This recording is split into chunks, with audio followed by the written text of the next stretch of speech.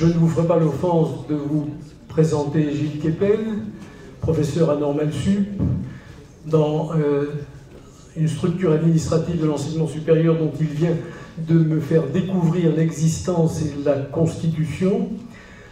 Ça me rappelle la sortie des De Gaulle de la Couture. Le Monde avait titré sur 6 colonnes « Pour De Gaulle, voyez la couture ».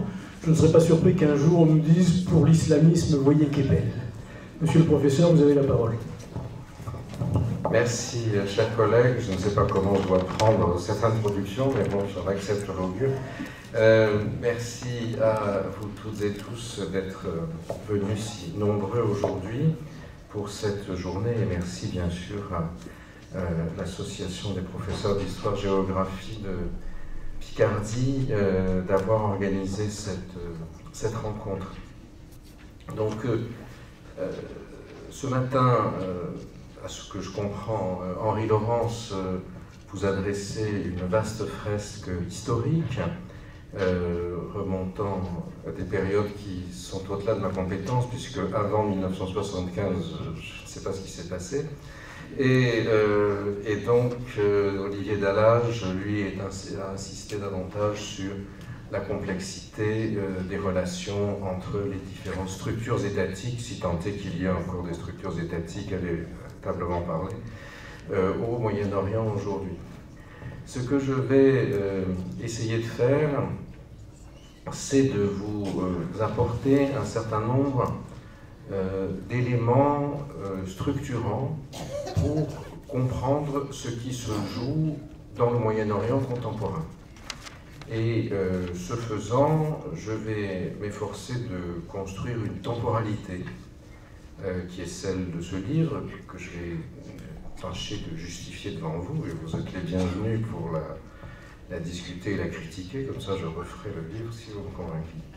Et également de construire aussi un espace de sens pour vous essayer de vous montrer comment, à partir de ma propre expérience, j'analyse ce qui se passe dans la région. C'est une région que je parcours depuis 40 ans, un peu plus, puisqu'il y a 40 ans, j'étais boursier à l'Institut français de Damas. À l'époque, on était très fiers entre nous d'être dans ce qu'on appelait le Cham, ce qui veut dire le Levant, plus ou moins. C'est un vieux mot sémitique qui, dans la géographie musulmane, quand on regarde la Mecque à partir d'Amiens, par exemple, donc de l'ouest, on regarde ce qui est en haut, qui est à gauche, ou au nord, qu'on appelle Shem ou Shemel, ce qui veut dire gauche ou nord en arabe, et ce qui est à droite, au sud, en bas, qu'on appelle Yamin ou Yémen, justement, le pays en a gardé le nom, de l'autre côté.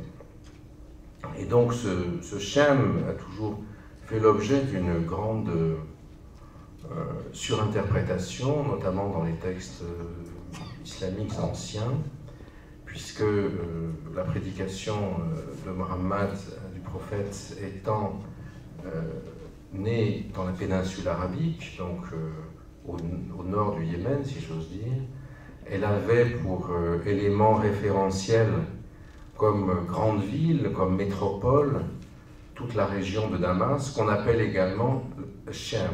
En arabe syrien, on désigne par ce même terme, Damas et l'ensemble de la région. Et quand j'étais étudiant en arabe au Shem, justement, avec mes camarades, on était le sentiment qu'on faisait partie d'une sorte d'aristocratie. L'une n'entre ici s'il n'est allé au Shem, si vous voulez. Et on se parlait en dialecte syrien, flatté en cela par le nationalisme local qui estimait que le dialecte syrien était le plus proche de l'arabe classique.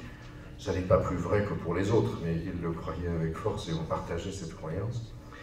Et je n'aurais bien sûr pas imaginé que 40 ans plus tard, ce même cri de ralliement « Allons au Shem » soit devenu celui des djihadistes d'un certain nombre de quartiers périphériques de nos villes et bourgades, qui partaient au Shem pour aller y massacrer les hérétiques et les mécréants avant de revenir au Bataclan, chez Charlie Hebdo, à Nice et ailleurs, pour massacrer leurs compatriotes infidèles. Et pourquoi cela? Parce que justement, le Shem a, dans les prophéties musulmanes, une valeur sacrée, dans la mesure où on considère que le jour de la fin des temps, Jésus, devenu prophète de l'islam, descendra le long du minaret blanc de la mosquée des Omeyyades à Damas, prendra la tête des armées de l'islam, détruira les armées des infidèles, de ce qu'on appelle en arabe les Banu Asfar, c'est-à-dire les Blonds ou les Roums, ce qui veut dire les Roméions, l'Empire byzantin, mais qui est compris aujourd'hui comme l'Occident en général, dans un petit village qui s'appelle Dabek, à la frontière aujourd'hui entre la Syrie et la Turquie, et ensuite continuera sa tâche et soumettra la planète entière à l'islam. Et on a là un exemple assez frappant de l'interpolation entre la théologie et l'histoire contemporaine, puisque lorsque Daesh, on en parlera tout à l'heure, donc l'organisation qui s'intitulait État islamique en Irak et en Syrie, c'est l'acronyme arabe en est Daesh, a commencé à contrôler ce territoire en 2013-2014. Ils ont consacré un effort considérable et beaucoup de morts, beaucoup venant d'ici d'ailleurs, à s'emparer de cette bourgade de Dabek, qui n'a aucune importance stratégique, mais c'était pour eux l'occasion de faire coïncider la prophétie et la réalité. Et c'est là justement qu'ils ont commencé à mettre en scène les premières exécutions d'otages occidentaux, en particulier celle de John Foley, avec des djihadistes britanniques qui expliquaient Cagoulé que c'était là qu'on attendait tous les soldats de l'armée des Blonds pour les massacrer, les égorger et les enterrer. Et donc, c'est à la fois un élément intéressant pour voir comment, justement, des représentations de l'histoire se télescopent. Et puis, pour nous autres, et pour les gens comme moi, à titre personnel, évidemment, ça a un côté tout à fait stupéfiant que le lieu dans lequel nous avions fait notre apprentissage intellectuel et académique, si j'ose dire, soit réutilisé 40 ans plus tard dans un objectif politique et meurtrier, puisque celui qui vous parle a ensuite fait l'objet de 3 fatwas le condamnant à mort au nom de Daesh, mais bon, c'est eux qui sont morts les premiers, et je suis toujours là, je vois là aussi, évidemment, la providence divine. Et cette réflexion sur l'histoire, elle est intéressante aussi parce que les gens dont on s'occupe ont leur temporalité historique aussi. On en parlera tout à l'heure, mais je vous en donne un avant-goût, puisque vous êtes historien et géographe. J'ai parlé de la géographie du Cham pour commencer, maintenant un petit mot sur l'histoire. Lorsque, en 1989, les djihadistes qui sont partis en Afghanistan chassent l'armée rouge de Kaboul, le 15 février 89, ou en tout cas, lorsque les Afghans les chassent, les djihadistes en tirent la gloire ou la fierté, et qu'ensuite le mur de Berlin tombe parce que l'armée rouge a été exposée comme un tigre de papier, Ben Laden et ses acolytes voient ce phénomène comme un remake contemporain, si j'ose dire, de la bataille de Qadisiyah en 636 après Jésus-Christ, pendant laquelle le calife Omar, l'un des premiers successeurs du prophète Mohammed, avait détruit l'empire sassanide, qui était l'une des 2 superpuissances du temps. Et dans leur vision téléologique de l'histoire, ils sont convaincus qu'ensuite ils vont se retourner, comme l'avaient fait les musulmans à l'époque classique et ultérieurement, contre l'autre superpuissance, c'est-à-dire la Byzance d'aujourd'hui, à savoir les États-Unis. Et la double razzia bénie, en arabe al-Razwatain al-Mubarakatayn, qui frappe New York et Washington le 11 septembre 2001, c'est d'une certaine manière pour eux quelque chose qui participe du même mouvement que les innombrables razzias qui ont abouti en 1453 à la chute de Constantinople. Donc vous avez une manière de penser l'histoire qui est, je pense, qui paraît assez surprenante à des gens qui sont passés par le CAPES et l'agrégation d'histoire parmi vous, mais dont il n'est pas improbable qu'un certain nombre de vos élèves qui ont fréquenté des lieux de prédication soient eux-mêmes imbus. Ce qui, bien sûr, pose aujourd'hui des problèmes tout à fait nouveaux dans notre société, de même que ceux qui partaient au Cham apprendre l'arabe il y a 40 ans ont été fort surpris de se trouver vivre ensuite sous protection policière à Paris, au quartier latin. Alors, pour revenir sur le propos d'aujourd'hui de manière plus précise, l'objectif de ce livre, que j'ai écrit après un certain nombre d'autres et que j'ai perçu délibérément comme une sorte de synthèse globale des 40 années écoulées, c'est justement d'essayer de mettre une perspective en place pour répondre à des questions, c'est-à-dire à des paradoxes.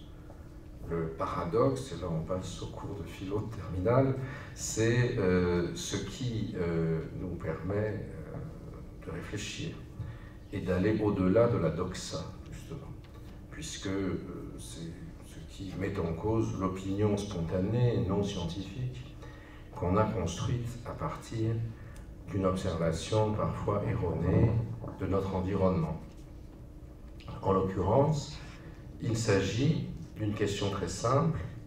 Qu'est-ce qui a fait que ces révolutions arabes ou printemps arabes, j'utilise des guillemets autour de ces deux syntagmes, accueillis généralement dans l'enthousiasme de nos commentateurs à partir de 2010-2011, ont abouti à l'horreur absolue de Daesh et aux attentats du Bataclan et autres.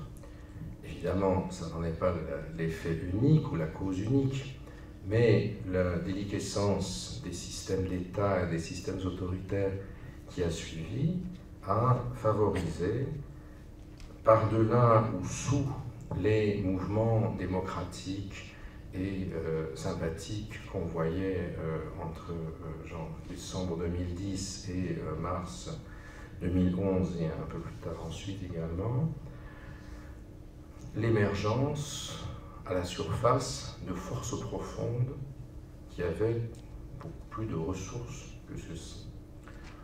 On a généralement regardé ces phénomènes à l'époque comme, au fond, une variation locale sur un schème universel qui était inscrit un petit peu dans cette prophétie moderne venue d'outre-Atlantique, c'est-à-dire la fin de l'histoire chère à Francis Fukuyama, qui veut que l'humanité finisse avec un parti démocrate et un parti républicain, et que, au fond, il n'y ait pas eu de différence de structure entre le soulèvement des jeunes Égyptiens, Tunisiens, Libyens, Syriens, Bahreïnis et autres, et la chute des régimes des colonels en Grèce, de Franco ou Salazar en Espagne ou au Portugal, voire celle des, entre guillemets, démocraties populaires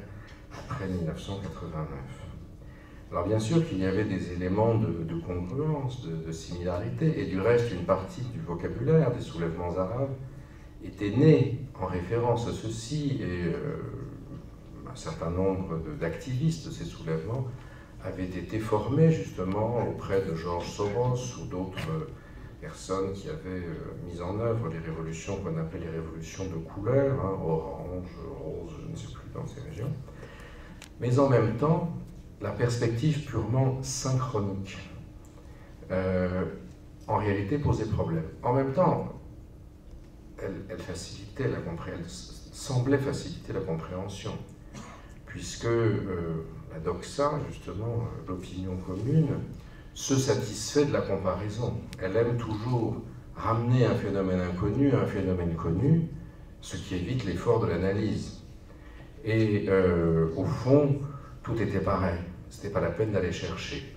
Il n'y avait pas de spécificité à cette région où elle était contingente et non nécessaire. Les orientalistes à la poubelle, les arabisants à la retraite, qu'est-ce que vous voulez nous casser les pieds avec ce qui se passe dans la région depuis des années, puisque, au fond, ils entrent dans la fin de l'histoire et ils vont être communaux. Comme on le sait rétrospectivement, cela n'a pas été tout à fait le cas.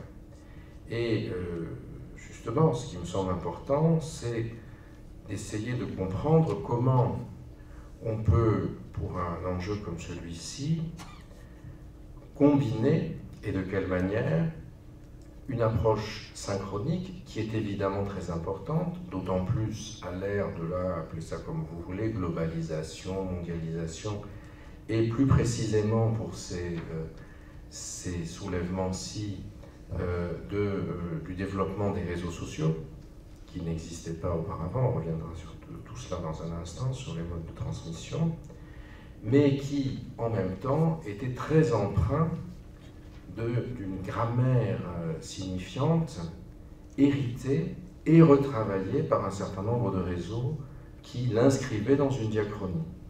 Une diachronie réutilisée, réidéologisée par un certain nombre de doctrinaires, bien sûr, mais qui va devenir très importante, par exemple, pour comprendre l'évolution de la situation dans un pays comme la Syrie. Et en rétrospective, quand par exemple, on cédait à deux types de facilités, une déclaration qui a été entendue à l'époque, la Syrie est notre guerre d'Espagne. Cette espèce d'apocope historique, pourtant émise par quelqu'un qui se parle du titre d'historien, je ne citerai pas, est profondément erronée, puisque par le biais de la comparaison historique, elle nie la spécificité et elle nous permet pas de comprendre ce qui se passe. Elle ne permet pas de comprendre, par exemple, comment, au fur et à mesure, et selon des mécanismes qu'on peut parfaitement expliquer, le soulèvement démocratique syrien contre Bachar al-Assad est rapidement pris en otage par la fragmentation communautaire intra-religieuse, intra-ethnique, intranationale du Levant, qui est une mosaïque de communautés juxtaposées, et petit à petit est prise en otage du conflit plus important du Moyen-Orient, dans lequel sunnites et chiites se disputent l'hégémonie.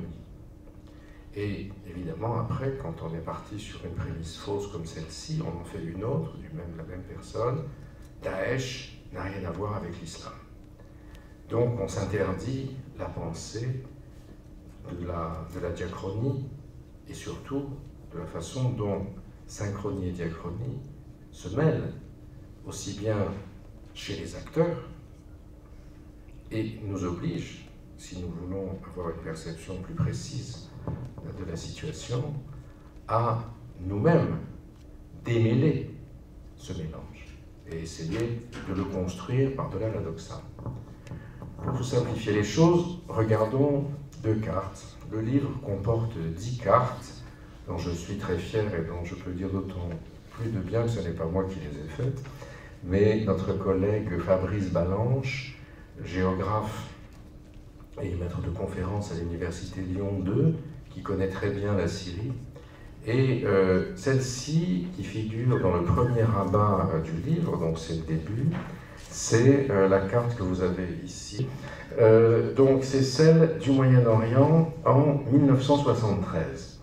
Et c'est de ce moment-là que je veux commencer la temporalité qui, à mon sens, est la plus pertinente pour penser ce lien entre synchronie et diachronie et répondre à la question paradoxale par laquelle j'ai commencé ce propos. Au milieu, vous le voyez, en octobre 1973, c'est une guerre sur laquelle je reviens dans un instant, vous avez le conflit israélo-arabe. Israël, en 1967, s'est emparé du Golan, de la Cisjordanie, de Jérusalem-Est, de la bande de Gaza et du Sinaï, respectivement sur la Syrie, la Jordanie et l'Égypte. En octobre 1973, Sadat, Raïs, président égyptien, et Hafez el-Assad, le père, président syrien, lancent une offensive pour tenter d'asseoir leur légitimité face à leur population. Ce sont des régimes autocratiques qui en ont un très grand besoin, et profitent du jeûne juif du Kippour, qui met Israël en veilleuse, pour bénéficier d'un effet de surprise, qui leur permettra de traverser la ligne Bar-Lev, établie par les Israéliens sur le canal de Suez, et également de l'enfoncer, et pour les Syriens de renverser les défenses israéliennes sur le Golan occupé. Globalement, on appelle cette guerre la guerre du Kippour. Enfin, quand on est strictement laïque, comme on devrait l'être en principe, moi dans l'enseignement, c'est guerre d'octobre, mais on considère que cette dimension signifiante, c'est la guerre du Kippour. C'est vrai, mais c'est aussi la guerre du Ramadan.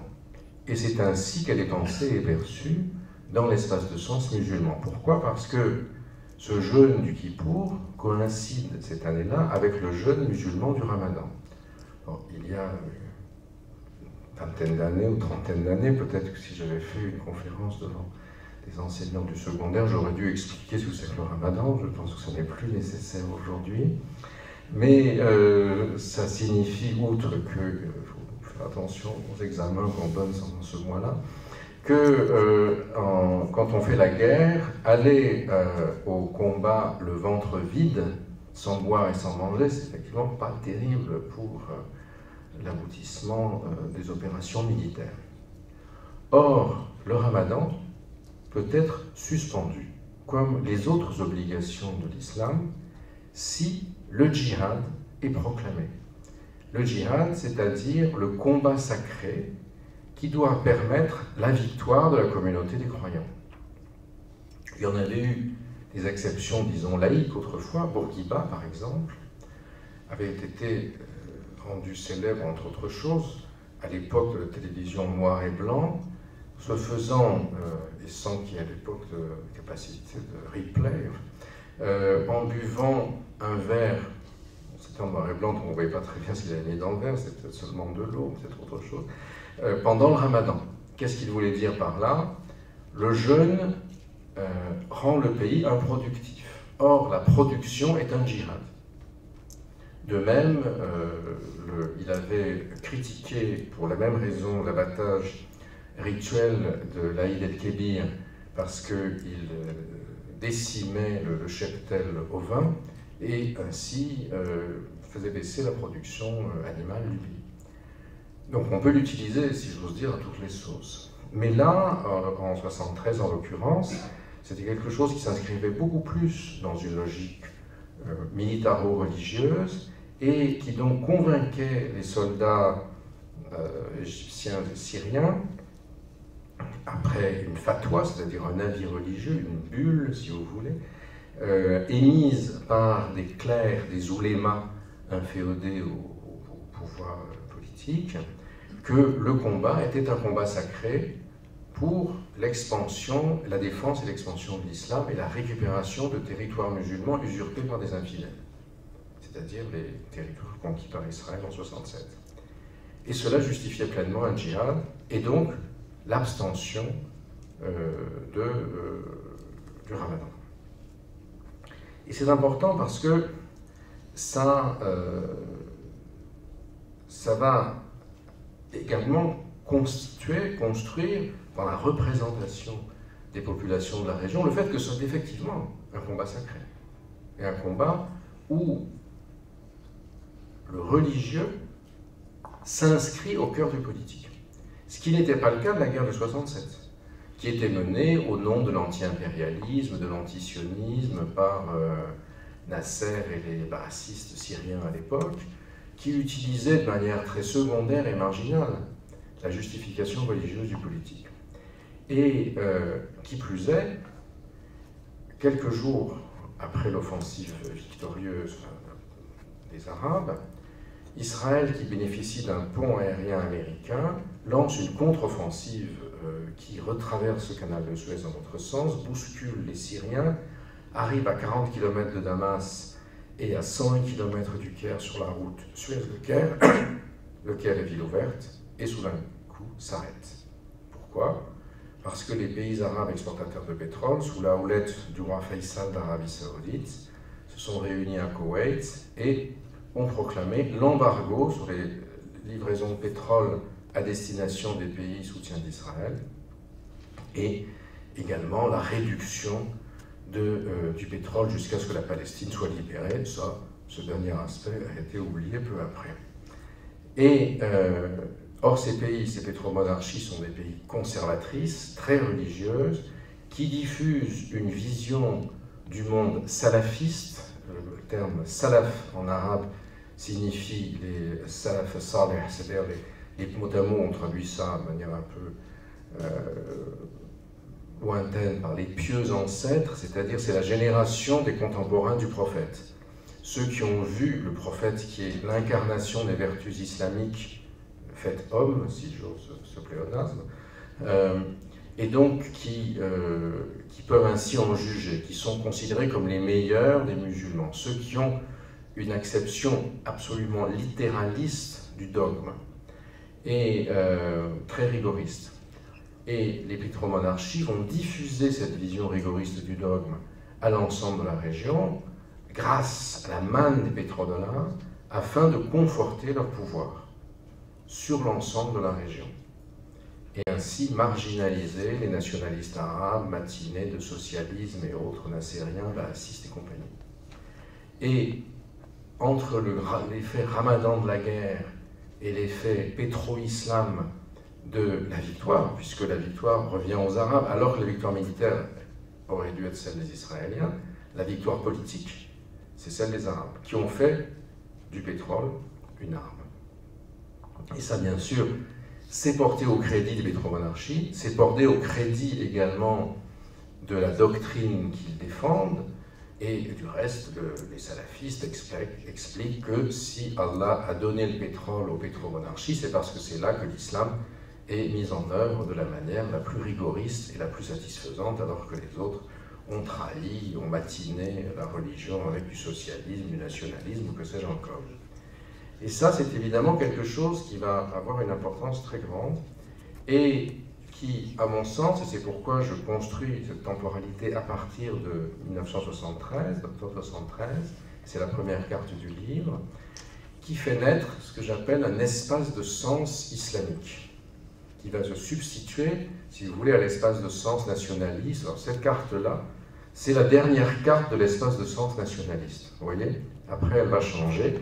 Donc, vous avez non seulement le conflit israélo-arabe, dont je viens de vous dire un mot, mais également le conflit Est-Ouest qui s'y surimpose. Les pays en mauve sont les soutiens d'Israël, la Turquie de l'OTAN et l'Iran du Shah, qui forment cette barrière, vous voyez en haut, contre l'URSS, contre la volonté de l'URSS de descendre vers les mers du Sud, un peu dans la logique, la rémanence du grand jeu anglo-russe que Kipling avait rendu célèbre. Vous avez en marron foncé, soutenu donc par l'URSS, vous voyez en bas, les violets étant soutenus par les États-Unis également. Voilà, tout à fait à gauche, maintenant à droite, c'est pas grave, vous avez compris. Donc vous avez des pays qui sont les pays du champ de bataille, les pays nationalistes, et en jaune plus clair, les pays qui soutiennent les nationalistes arabes, mais qui ne soutiennent pas l'URSS du tout, qui sont plutôt du côté des Américains. C'est ceux qui vont être les véritables vainqueurs de la guerre, d'accord? C'est clair? Alors, ça c'est la situation, c'est avant, juste à la fin avant l'espace de sens islamique. À l'époque, on a encore un espace de sens nationaliste, Est-Ouest, socialisme contre capitalisme, etc. Voilà, donc ça, c'est aujourd'hui. C'est été 2018, ou même aujourd'hui, même le 22 novembre 2018, elle est toujours là, c'est ce à quoi cet espace de sens islamique a abouti. Vous avez d'abord un conflit sunnite-chiite qui est prévalent, avec comme tête de file d'un côté l'Arabie Saoudite, vous voyez le Riyad avec un grand rond jaune, et de l'autre Téhéran, l'Iran, avec un grand rond orange. Vous avez ce que le roi Hussein de Jordanie avait appelé un croissant chiite, qui va de l'Iran à Beyrouth Sud en passant par l'Irak et par la Syrie, un petit peu au-dessus, très bien. Et, mais l'espace de sens sunnite lui-même est fragmenté.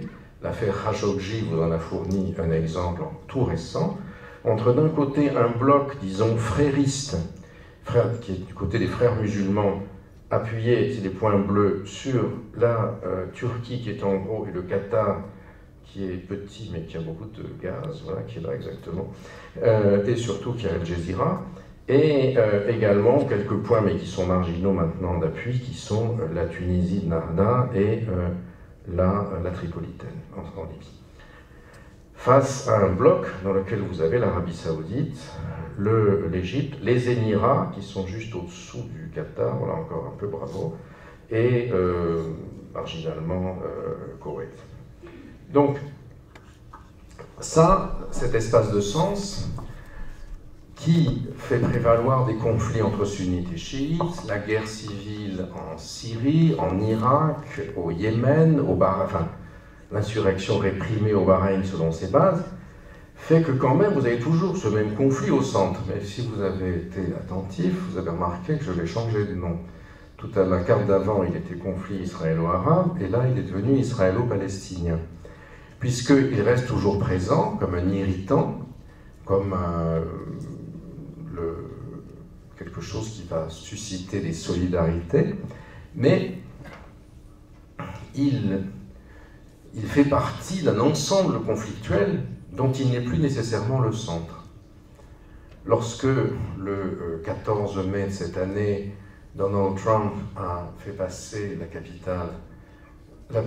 l'ambassade américaine de Tel Aviv à Jérusalem, il y a eu 60 Palestiniens de la bande de Gaza qui sont rapprochés de la frontière israélienne et qui ont été abattus par des snipers de l'armée israélienne. En d'autres temps, cela aurait révolutionné le monde arabe. Vous vous souvenez peut-être de la mort du jeune Mohamed Dorra, tué dans les bras de son père et filmé par une caméra d'antenne 2, qui avait suscité des choses absolument extraordinaires.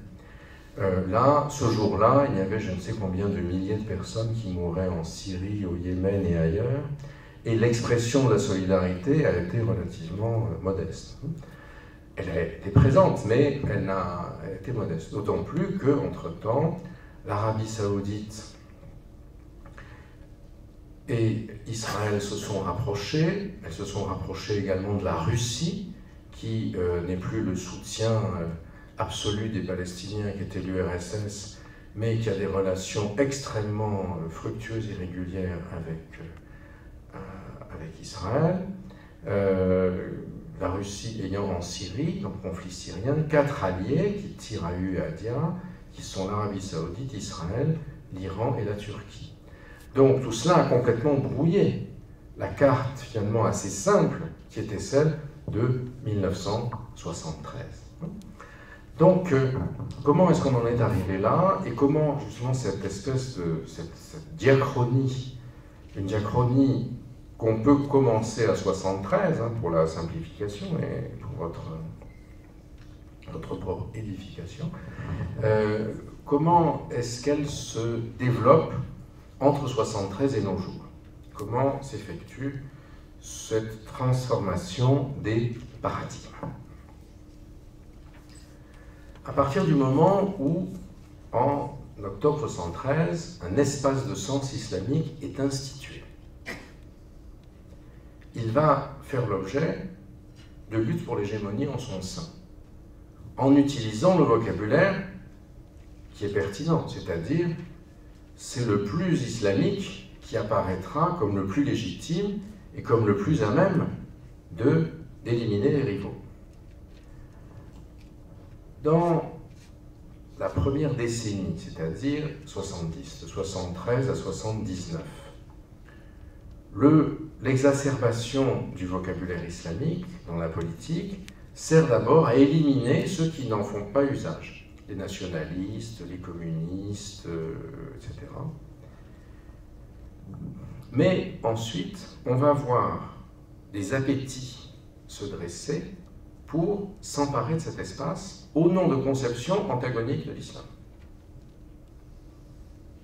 Et c'est l'année 1979 qui constitue la crise paroxystique inaugurale qui aboutira, qui déclenche le chaos dont peut-être on va sortir. Alors, qu'est-ce qui se passe en 79? D'abord, Khomeini, l'ayatollah Khomeini, revient de Naufle-le-Château, en région parisienne, à bord d'un avion d'Air France. Ensuite, en février, 1er février, au mois de mars, Sadat et Begin signent sous les auspices du président Carter la paix israélo-égyptienne, et cela va déplacer la ligne de conflictualité, si vous voulez bien montrer, la mer Rouge, voilà, Israël, mettez le curseur, voilà, bougez-le du haut vers le bas, voilà, si vous voulez bien, voilà, comme ça, mettez-le sur Israël. Voilà, montez-le comme ça, pour faire une flèche, d'en haut en bas, très bien, voilà. Et donc ça, c'était la ligne de conflictualité de l'Est de la Méditerranée. Elle se déplace soudain, mettez le curseur, sur le golfe Persique. Sur le golfe Persique, Non, golfe Persique, voilà, là, exactement. Là, vous bougez du haut vers le bas. Donc, ce sera l'Iran, et puis même l'Afghanistan derrière, puisque le djihad en Afghanistan, dont je vais faire dans un instant. Donc, vous avez un déplacement de la ligne de faille principale. 1979, dans la vision islamique doctrinale du monde, qui à ce moment-là donc prend une importance de plus en plus grande, puisqu'on est dans l'espace de sens islamique, constitué politiquement et militairement et financièrement et énergiquement par rapport à l'énergie pétrolière de 1973, 1979, c'est le 15e siècle de l'hégire, c'est-à-dire du calendrier musulman. Or, la tradition musulmane veut qu'au début de chaque siècle hégirien, un rénovateur, ce qu'on appelle mujaddid en arabe ou muhyi, arrive, corrige les déviances du siècle écoulé et, dans une perspective un peu messianique, remette sur la voie droite les musulmans et l'islam. L'Arabie saoudite, qui pourtant s'est fait le champion de ce rigorisme, se voit attaquer dans le Saint des Saints, au sens propre, la grande mosquée de la Mecque, au début novembre 1979, qui correspond avec le début du XVe siècle d'Hégire, le Ras es-Sena, c'est le même mot que pour ceux qui connaissent l'hébreu, Rosh Hashanah, l'arabe et l'hébreu se ressemblent beaucoup.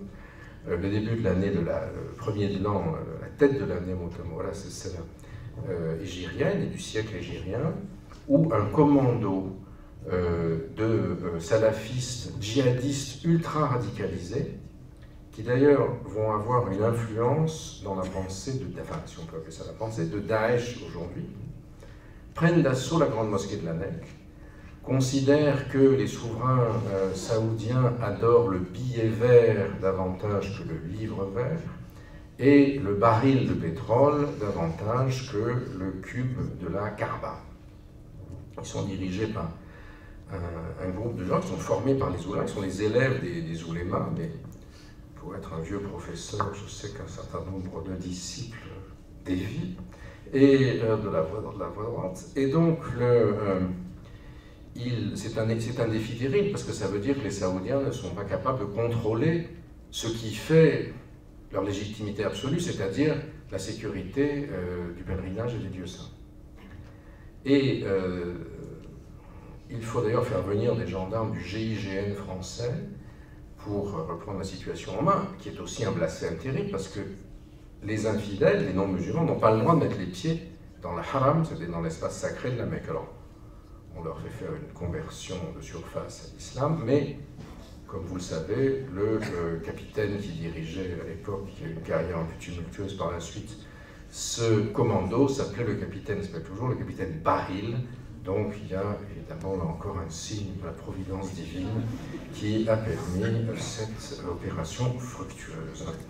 Qui se traduit plus ou moins par des ventes d'armes, mais pas tellement parce que les Américains contrôlaient tout. Et comme un malheur ne vient jamais seul, qui est une loi historique, comme vous savez, bien connue par le général de Gaulle, quelques jours plus tard, en Iran, les diplomates américains sont pris en otage par des étudiants dans la ligne de l'imam. Et la cerise sur le gâteau, c'est le cadeau de Noël de l'Union soviétique à tout cela. Le 25 décembre 1979, donc le jour de Noël, l'armée rouge arrive en Afghanistan, une sorte de coup de Prague centra-asiatique, parce que d'anciens élèves du lycée français de Kaboul, forcément marxistes à l'époque, bon temps, ont fait un coup d'État pro-communiste et ont donc laïcisé à coups de trick les campagnes, installé le communisme partout. Réaction assez violente des tribus locales, évidemment encouragée en sous-main par les États-Unis. La secte communiste qui est à Kaboul est dans une situation catastrophique. Les Russes arrivent, les remplacent par d'autres qu'ils ont gardés chez eux à Moscou. Mais c'est une infraction à Yalta, si vous voulez. Autant pour Prague et pour Budapest, voire pour Varsovie, on était dans le cadre de Yalta, qui était encore présent. Autant là, on ne peut rien faire directement, on le fera indirectement. Et ce sera le djihad en Afghanistan. Donc là, on entre à partir de 1980 dans la mise en place des grandes lignes de conflictualité qui aboutiront à ça. Comment? Donc, dans une logique islamique, doctrinale, la conquête de l'Afghanistan par des infidèles qui sont les athées soviétiques nécessite une réaction du commandeur des croyants qui doit proclamer le djihad universel, le djihad dit de défense, pour sauver une terre qui, une fois qu'elle est islamique, doit le rester pour toujours. Sauf défaillance de ce commandeur qui lui ouvre son procès en illégitimité politique. D'accord? Donc, à ce moment-là, les États-Unis, avec les Saoudiens, vont encourager une guérilla anti-soviétique en Afghanistan qui sera financée par les pétromonarchies et, comme on dit en anglais, trained and equipped, entraînée et équipée par la CIA. Et ce djihad afghan, qui va durer 10 ans, de 1979 à 1989, va avoir comme protagonistes, bien sûr, les Afghans, les Moudjahidines, ce qui est le terme arabe ou persan ou pashtun qui veut dire, c'est un participe passé actif, les combattants du djihad.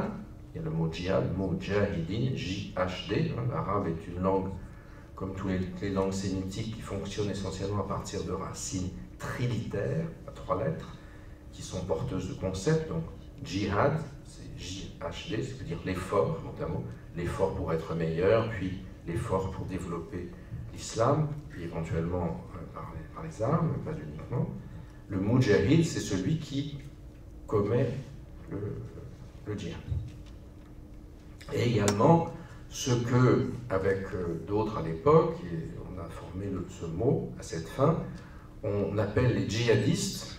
Le mot est créé à ce moment-là par votre serviteur et quelques autres, pour désigner plutôt les brigadistes internationaux qui ne sont pas afghans, mais qui, à l'appel des grands oulémas saoudiens et autres, et des frères musulmans, vont venir d'Algérie, même de certaines banlieues françaises, mais très peu à l'époque, d'Égypte, du Pakistan, de partout, pour porter secours aux musulmans afghans envahis. et ce sera la naissance du djihadisme international. Les États-Unis, voilà l'occasion de trouver finalement des proxies, comme on dit en anglais, des supplétifs pour lutter contre l'URSS sans sacrifier les boys de l'Idaho, du Wyoming, etc. Et pour transformer les barbus passablement patibulaires en ce que Ronald Reagan a appelé les Freedom Fighters, les combattants de la liberté. Et vous verrez dans le livre, d'ailleurs, je cite un texte qui rétrospectivement est assez savoureux, de feu Zbigniew Brzezinski, qui était le conseiller à la sécurité de Jimmy Carter, qui est encore président au moment où le djihad commence, et qui dit, c'est formidable, j'ai mis un télégramme à Carter en disant, ça y est, on va infliger aux Russes leur Vietnam.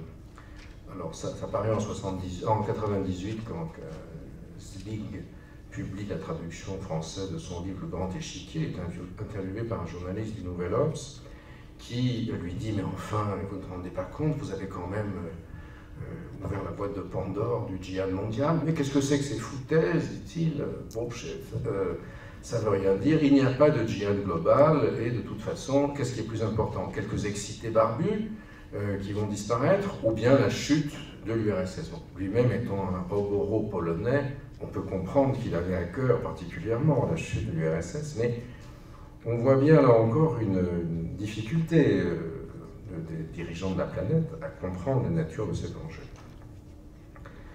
Donc, le djihad en Afghanistan a aussi un autre effet, je vais essayer d'aller un peu plus vite, c'est non seulement il est dirigé contre l'URSS, mais il est aussi dirigé contre l'Iran, puisque l'Iran ayant été un challenger de l'Arabie Saoudite, et Khomeini expliquant que, au fond, les Saoudiens ne sont que les laquais barbus des Américains, et qu'il faut les renverser, l'Iran lui-même a fait une sorte de mélange qu'on peut appeler rétrospectivement islamo-gauchiste, si vous voulez. On est un peu la racine de l'islamo-gauchisme qui aujourd'hui est si présent dans nos universités et ailleurs. C'est un mélange entre la doctrine marxiste et le vocabulaire islamique, qui est précisément situable de la traduction en persan par quelqu'un qui s'appelait Ali Shariati, un fils d'ayatollah qui étudiait à Paris sous la houlette de Jacques Berck, orientaliste du Collège de France, et qui avait traduit en persan le livre de Frantz Fanon, le fameux psychiatre marxiste antillais, qui œuvrait en Algérie à l'époque avec le FLN, Les damnés de la terre. Et le couple oppresseur-opprimé de Fanon est transcrit et translaté, si j'ose dire, par lui, avec des termes coraniques. Oppresseur, c'est mustakbirun, ce qui veut dire en arabe celui qui se prend pour plus, ou en persan celui qui se prend pour plus qu'il n'est. C'est le terme qui désigne Pharaon, l'homme qui se prend pour Dieu. Et pour les opprimés, les mustadrafin, c'est-à-dire notamment ceux qui sont affaiblis, les petits, les faibles, donc les opprimés, mais les termes ont une dimension morale et religieuse qui se superimpose à la dimension politique. Et par exemple, la révolution iranienne va inclure les marchands du bazar, opposés au Shah, mais pas particulièrement prolétaires, dans la catégorie des opprimés. Vous voyez ? Ce qui permet de créer des alliances différentes et plus larges au nom du religieux contre ceux qui occupaient le pouvoir à l'époque, c'est-à-dire le Shah et ses affiliés. Et cette construction de la révolution islamique se réclame de la lutte des opprimés du monde entier contre l'arrogance mondiale. Donc elle chevauche en grande partie un vocabulaire marxisant, vous voyez. Et évidemment, c'est un clash avec les Saoudiens, qui eux sont plutôt du côté des compagnies pétrolières, évidemment. Et c'est ce qui va créer des conflits très graves dans la région du Golfe, qui se traduisent notamment dès 1980 par la guerre entre l'Irak et l'Iran. L'Irak de Saddam Hussein, qui attaque l'Iran, voyant des ordres révolutionnaires en Iran, un peu comme Coblence avait attaqué la Révolution française. Je me lance aussi dans des comparaisons historiques un peu vaseuses, mais c'est pour la simplicité de la démonstration, je m'arrêterai là. Saddam Hussein est soutenu, Saddam Hussein qui est la figure du méchant aujourd'hui, hein, est soutenu à l'époque par tout l'Occident, y compris et surtout par un président français dont je m'interdis de vous révéler le nom, mais qui rime avec Irak, et qui donc va livrer d'ailleurs les super-étendards à l'Irak, enfin prêter le super-étendard de la marine française, qui seront le signe de la fin pour l'Iran, puisque ces avions sont capables de bombarder les villes iraniennes, et c'est pour ça que Khomeini, en 88, acceptera de boire le calice empoisonné, comme il dit, c'est-à-dire de signer l'armistice. 89, 15 février 89, l'armée rouge quitte Kaboul. Défaite, et ça entraînera le 9 novembre, alors là, attention aux chiffres, puisque les djihadistes sont très numérologiques, 9-11, mettez ça dans un petit coin de votre cahier, c'est la chute du mur de Berlin qui ouvrira donc la voie à l'effondrement de l'URSS. Et comme je vous l'ai dit tout à l'heure, pour les djihadistes, c'est eux qui sont la cause. Bien évidemment, ils oublient que sans les missiles Stingers livrés par les États-Unis aux Afghans, l'aviation soviétique n'aurait pas été clouée au sol, etc. Mais, et là c'est un élément très intéressant parce qu'on voit bien comment l'interpolation avec le monde des médias fonctionne.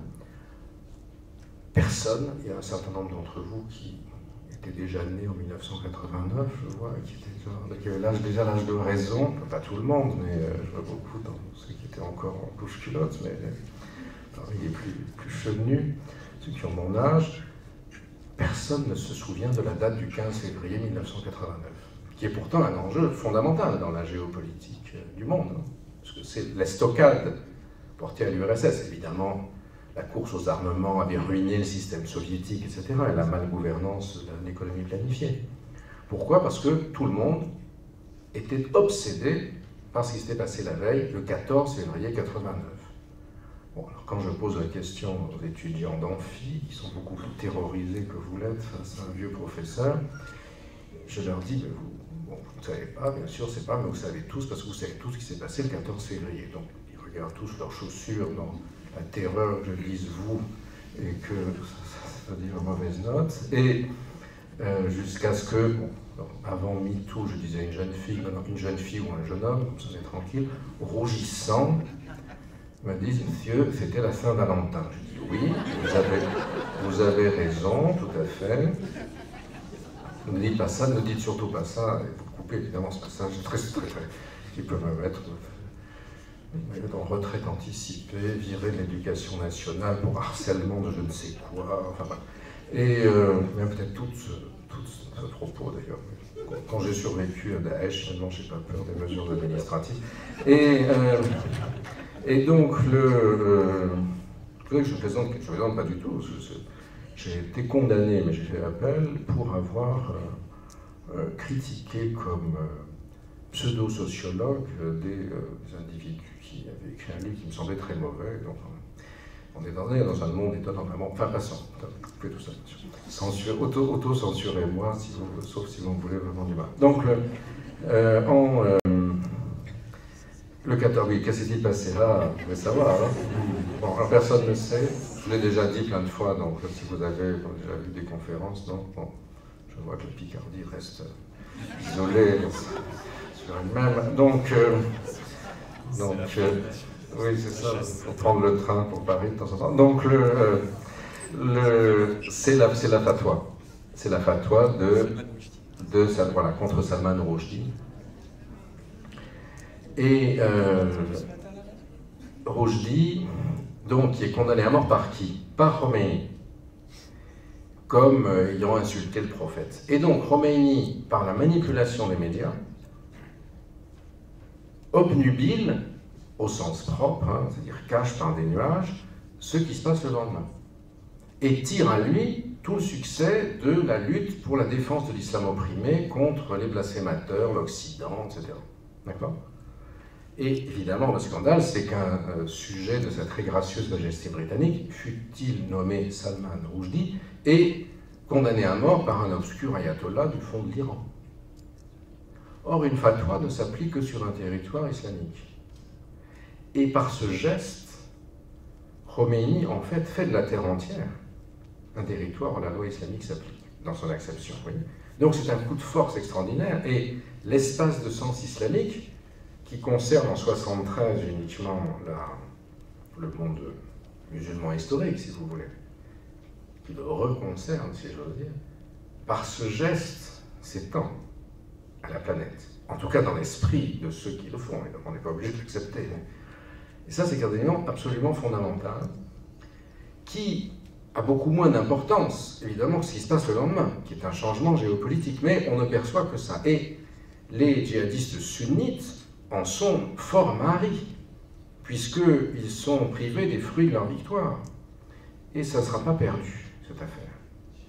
Car Ben Laden et Zawahiri, je vous en dirai un mot dans un instant, je me dépêche, le rappellera dans un de ses... le texte fondateur du djihad de deuxième génération en 2006, cavalier en 1996, cavalier sous la manière du prophète, la guerre médiatique est un enjeu absolument fondamental. Je passe un peu vite maintenant. Le djihad en Afghanistan se duplique dans d'autres pays. Algérie, c'est là qui va nous concerner directement, avec l'affaire Kelkal, Égypte, Bosnie, mais il ne connaît pas le succès. Au bout de quelques années, au bout de 5 ans, ça commence en 92, en 97, ils sont battus par les militaires, en Égypte, en Algérie. Et ça donne à songer aux intellectuels djihadistes, Ben Laden et Zawahiri, qui entre-temps ont créé un mouvement qui s'appelle Al-Qaïda, qui veut dire la base au sens propre en arabe, et qui vont donc changer la focale du djihad. La première focale, c'était un djihad contre ce qu'ils appelaient l'ennemi proche, pour les arabisants parmi vous, al-Adou al-Qarib, c'est-à-dire le pouvoir afghan inféodé aux soviétiques, ou le pouvoir de Chadli Ben-Jedid ou de Moubarak. Mais, dans leur logique, au fond, le monde entier s'en fout que des Arabes tuent des Arabes.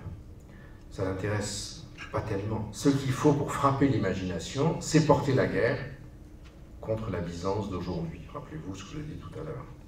Et c'est ainsi que le 9-11, c'est-à-dire la chute du mur de Berlin, qui clôt l'ancien monde, et la guerre froide, du reste, est le prélude à quoi? Alors, vous avez aidé quand même, 9-11, maintenant retournez. Le 11-9, c'est 11-9-2001, c'est-à-dire le 11 septembre 2001, la double razzia bénie contre New York et Washington, qui est le début du millénium islamiste et djihadiste qui se superpose au millénaire chrétien. Ça, c'est ce qu'on appelle gagner la guerre médiatique, n'est-ce pas? D'autant plus que la première phase du djihad, entre 1979 et 1997-98 à peu près, elle utilise comme moyen principal de propagation, alors là je suis sûr que les plus jeunes d'entre vous n'ont même pas entendu parler de cet instrument bizarre, peut-être en emmenant des enfants dans le musée de la préhistoire à Amiens, le fax. Donc le fax, c'est quand même pas grand-chose pour transmettre des images. Et de la guerre du djihad algérien, vous savez qu'on n'a quasiment aucune image. On avait des communiqués faxés depuis la sortie des mosquées à Londres, qu'on a appelé à l'époque le Londonistan, parce que nos amis britanniques avaient fait venir tous les dirigeants djihadistes de la planète, pensant ainsi créer un sanctuaire et qu'on ne les attaquerait pas dans leur pays. Vision farfelue et propre à l'originalité de nos voisins, au Brexit. Et donc ça c'est effectivement la guerre d'Algérie, enfin, le djihad algérien des années 90, c'est un djihad sans image. La deuxième phase, à partir de 96, une date très importante, c'est la création d'Al Jazeera. et pas d'Al-Qaïda sans Al Jazeera. C'est-à-dire, c'est les télés par satellite qui vont servir d'amplificateurs et de vecteurs de la deuxième phase du djihad. Ce phénomène, donc, à l'époque, on regardait encore la télévision pour s'informer. Dans l'université PSL, dont vous avez parlé tout à l'heure, chers collègues, Paris Sciences et Lettres, on a mis en place une espèce de cagne, cagne globale, mais moderne. On n'étudie plus les choses stupides comme l'histoire, le latin, le grec, mais des choses modernes. Bon. Mais voilà, ils sont bien sélectionnés, c'est un peu difficile, représente la diversité de la société française, donc on cache toutes les cases. Et j'aurais demandé, j'ai fait un cours un peu comme ce que je vous dis aujourd'hui, il y a 2 mois, 1 mois. Il y était 150 en amphi, donc à peu près comme vous. On va faire le même test. Alors, je vais vous poser la même question, puis on va voir s'il y a différentes générations. Qui d'entre vous regarde encore la télévision pour s'informer aujourd'hui? Est-ce que vous voulez bien lever le doigt? Ah, là, je suis obligé de vous dire que vous êtes vieux jeu.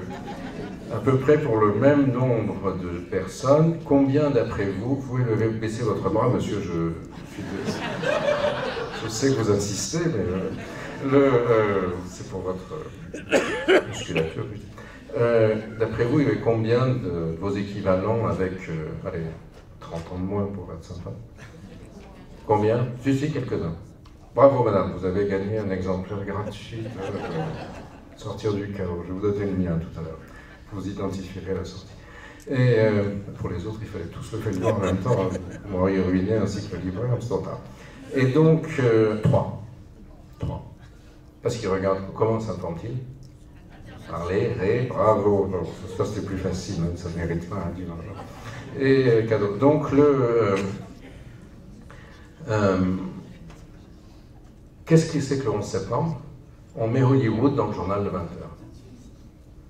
Les tours infernales dans le journal de 20h. C'est un choc tellement extraordinaire que pour les complotistes, il y a l'avion qui ne s'est jamais écrasé sur le Pentagone, Thierry Messant, aujourd'hui basé à Damas et turiféraire de Bachar el-Assad. Il faut bien trouver des plans de retraite complémentaires qu'on peut. Et donc ça, c'est un phénomène extraordinaire. C'est la lutte contre l'ennemi lointain, hein, la deuxième phase du djihadisme. Et ça, on pense que ça a marché, mais finalement, ça ne marche pas, puisque Al-Qaïda est convaincu que quand les Américains envahissent l'Irak, ils vont transformer cet Irak en Vietnam nouveau, ou en Afghanistan pour les soviétiques. Ça ne marche pas parce que justement l'Irak est à majorité chiite. Il n'a rien à faire des sunnites d'Al-Qaïda qui vont combattre encore plus que les Américains. Dès que l'armée américaine sera suffisamment saignée. Et c'est ainsi que paradoxalement, les néoconservateurs américains donnent l'Irak à l'Iran, leur pire ennemi. Là donc, la capacité d'appréciation des événements de la région par l'establishment américain n'est toujours pas terrible. Hein. Là, maintenant, c'est pas mieux avec Trump. Bon. Mais c'est ce qu'on appelle les lessons learned, ou bien not learned aux États-Unis. Troisième phase du djihadisme, qui va, c'est un peu comme une dialectique hegelienne, hein, un peu affirmation, négation, ennemi proche, ennemi lointain, et maintenant on est, pour les germanistes parmi vous, dans l'Aufhebung, dans le dépassement, la contradiction de la contradiction. En 2005, l'un des bras droits d'Al-Qaïda, qui s'appelle Abu Mus'ab al-Souri, qui est, ne notez pas, tout est dans le livre, qui est syrien, comme son nom l'indique, Souri veut dire syrien, qui a fait des études d'ingénieur en France, mais oui, on a formé, notre université a formé des gens formidables, Pol Pot et d'autres, Souri, et on ne sait pas très bien où, parce qu'il n'avait pas on ne sait pas sous quel pseudonyme il opérait à l'époque, puis qui s'est marié avec une espagnole marxiste qui l'a converti, puis qui est ensuite allé au Londonistan, d'où il soutenait le djihad en Algérie, qui fuit après l'attaque américaine sur l'Afghanistan, c'était l'officier de relations publiques de Ben Laden à l'époque, publie un énorme compendium de 2000 et quelques pages qui s'appelle « Appel à la résistance islamique globale ». Et ce sera la troisième phase djihadiste. Il explique que l'idée de Ben Laden d'envoyer des Saoudiens dans les airs, c'est très bien, mais que ça n'a aucun rapport avec ce qui se passe au sol. Ils sont hors sol, comme on dit de certains qui ont commencé leur carrière à Amiens. Et donc,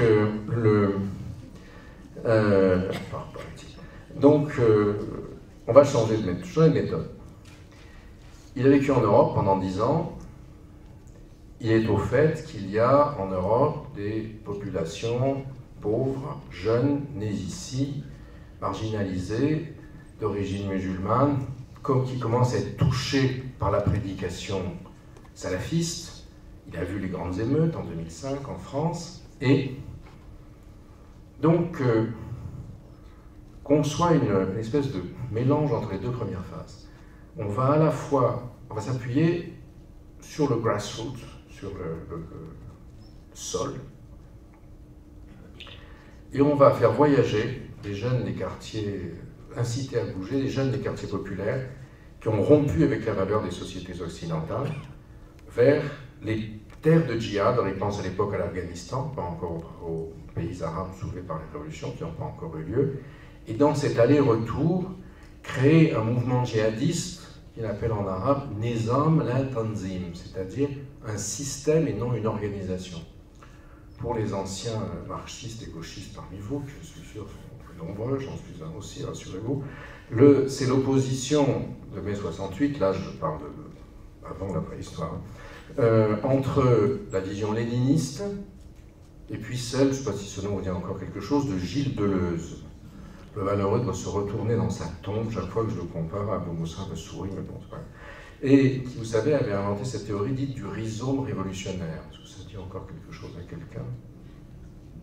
Non, pas vraiment, il n'y a plus qu'une personne. Donc, monsieur, vous êtes comme moi un ancien combattant, et je vous félicite. On va défiler. Et donc, l'idée, c'était que, au lieu de parti léniniste, il fallait faire des actions à la base. C'est le gilet jaune, si vous voulez. Et donc, j'essaie d'être un peu pour réveiller. Ils vont nous bloquer pour rentrer dans le train. Et donc, des pousses révolutionnaires qui vont tout faire péter. C'était par le bas, si vous voulez. Donc, Souris construit ça vers 2005. Ça n'intéresse pas grand monde à l'époque. Et parce que, là encore, je parle de ça avec des responsables occidentaux, sont là, ils disent que ça ne va jamais marcher, leur histoire, ça va faire simplement un peu comme un Bleu 8 en Algérie. Or, ils avaient raté, nos chers dirigeants, encore une fois, quelque chose de très important qui était passé le 14 février 2005. Là, vous vous retournez vers vos invités en disant ce qui est complètement fou, il est obsédé par la Saint-Valentin. Alors, qu'est-ce qui s'est passé le 14 février 2005 ? Il faut que quelqu'un d'entre vous me dise si c'était la Saint-Valentin. Et... Ah non, ça... Là, je ne suis pas historien, hein, mais je suis obligé de vous dire que non, c'était en juillet. C'était en juillet. Donc, vous auriez pu dire, quand il y a des Libanais dans la salle, ils disent c'est l'assassinat de Rafik Hariri. Ce qui est vrai, mais ce n'est pas la bonne solution, la bonne réponse. Ça se passe, Londres, c'est en juillet. Ça se passe en Californie, puisque la Californie a affaire là-dedans. YouTube reçoit ce jour-là sa licence d'exploitation. Et tout change. Et on entre dans le monde des réseaux sociaux, et le djihadisme réticulaire va pouvoir se diffuser. Puisqu'on n'avez plus besoin de mettre Hollywood dans le journal de 20 heures, que, à part les vieux comme nous, que personne ne regarde, parmi ceux qui sont physiquement capables de faire le djihad, donc ils sont un peu plus jeunes que nous, et c'est ça qui va permettre ce djihadisme réticulaire. Alors là, il va falloir qu'en 3 minutes, je termine cette conférence. Le djihadisme réticulaire en question, c'est lui qui est présent, si vous voulez, qui est déjà en germe, lorsque les révolutions arabes se mettent en place. Donc le livre comporte une analyse extrêmement détaillée de chacune des 6 grandes révolutions d'arabes. Enfin, révolutions, je ne sais pas des révolutions, en fait, des soulèvements. De même, ce ne sont pas des printemps, puisque ça se produit l'essentiel entre décembre 2010 et le 14 mars 2011. Que je sache, ce n'est pas encore le printemps, c'est l'hiver. Mais printemps, c'est aussi une métaphore transhistorique trompeuse. C'est les printemps, le printemps de Prague. Enfin, on oublie que le printemps de Prague a fini, moi qui suis d'origine tchèque, le 21 août 68 par l'arrivée des chars soviétiques. Et que les printemps des peuples de 1848, je laisse les historiens se rappeler ce qui s'est passé à ce moment-là, et le 18 brumaire de Louis-Napoléon Bonaparte.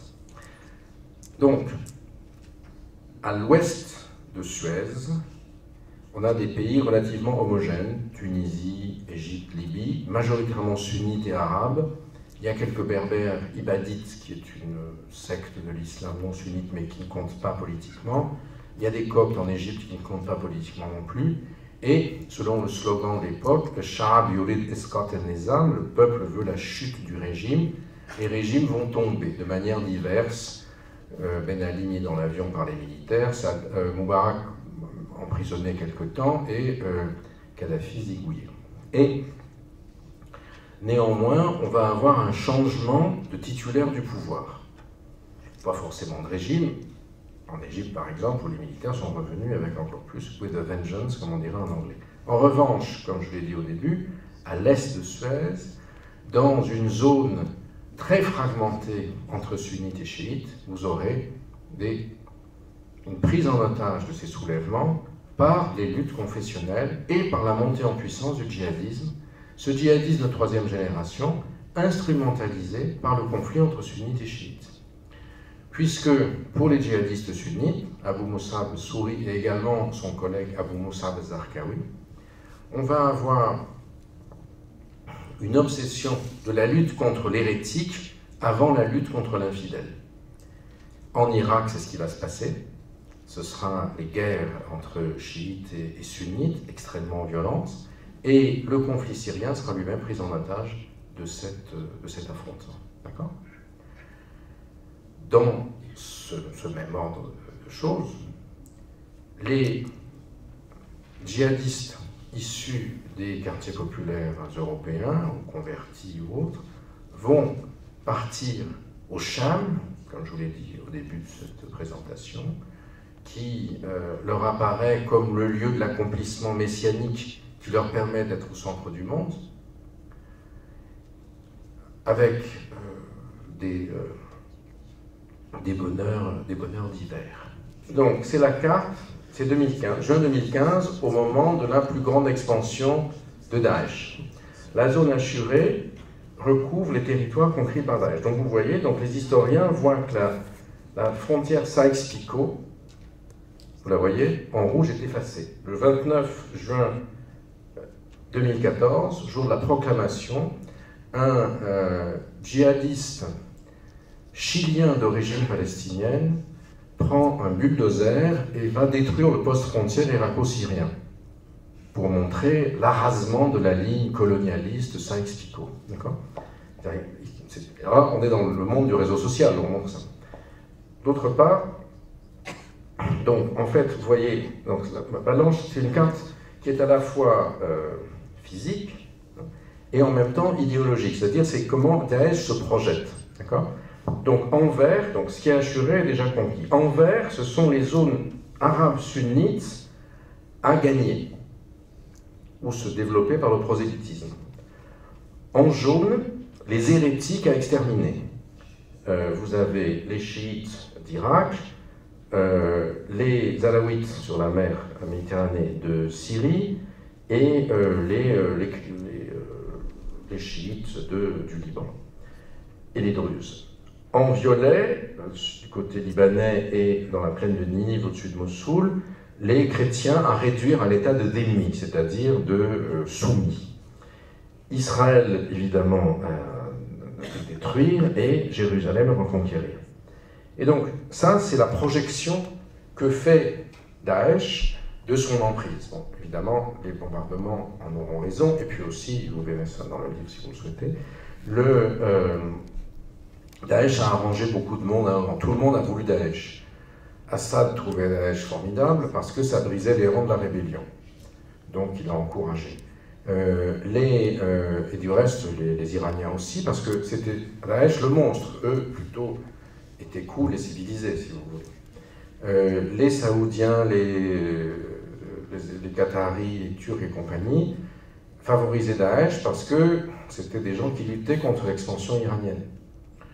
Les Turcs ont fait beaucoup de business avec eux, avec l'exploitation illégale de pétrole, etc., etc.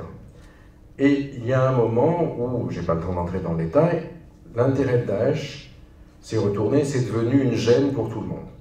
Et notamment, c'est là que les Russes sont entrés dans la partie en septembre 2015, au nom de l'antiterrorisme, bombardant tous les rebelles syriens alliés aux Occidentaux et en faisant tourner la faveur des armes au profit de Bachar al-Assad. Voilà. Je vais m'arrêter ici. On aurait pu encore rester plusieurs heures ensemble, mais il faut sortir d'un bon repas avec un petit peu d'appétit. Enfin, paraît-on, je ne sais pas si vous n'avez pas été bon, mais enfin, j'espère que vous avez encore de l'appétit. En tout cas, pour les 5 minutes de questions, réponses. Merci. Je vous propose de... Merci beaucoup.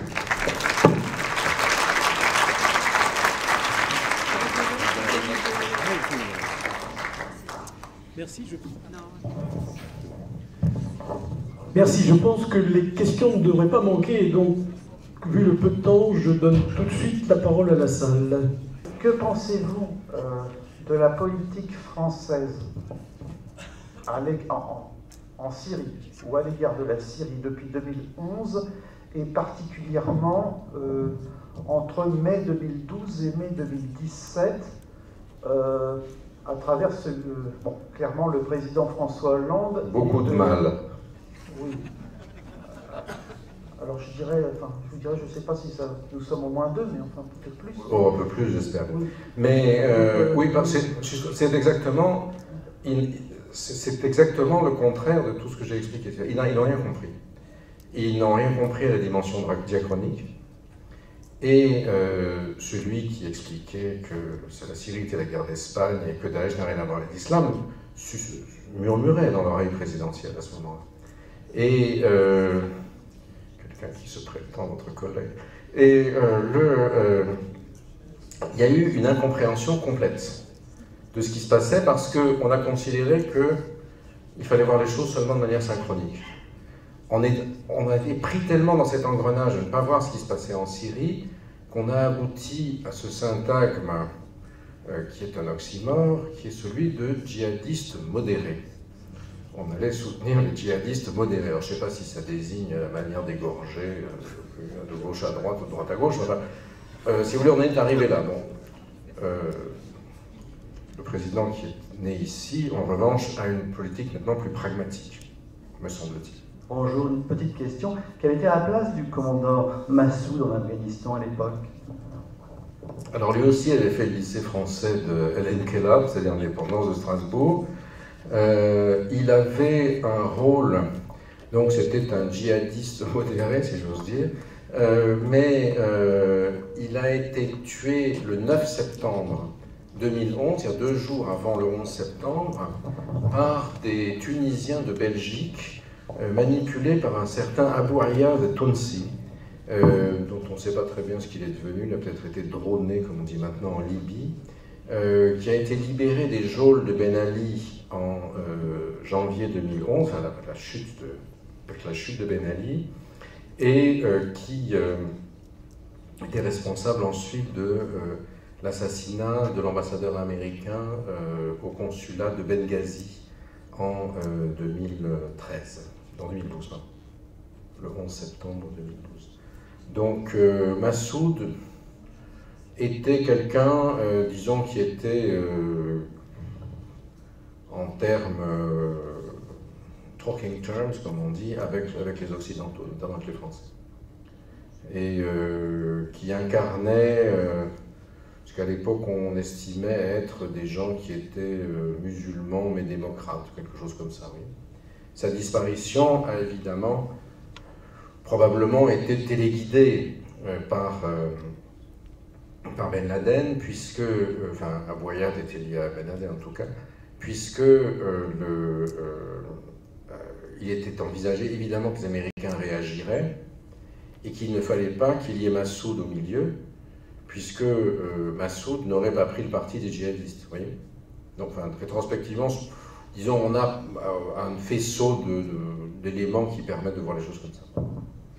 Donc, ma question est plus terre à terre. Où est-ce que vous êtes?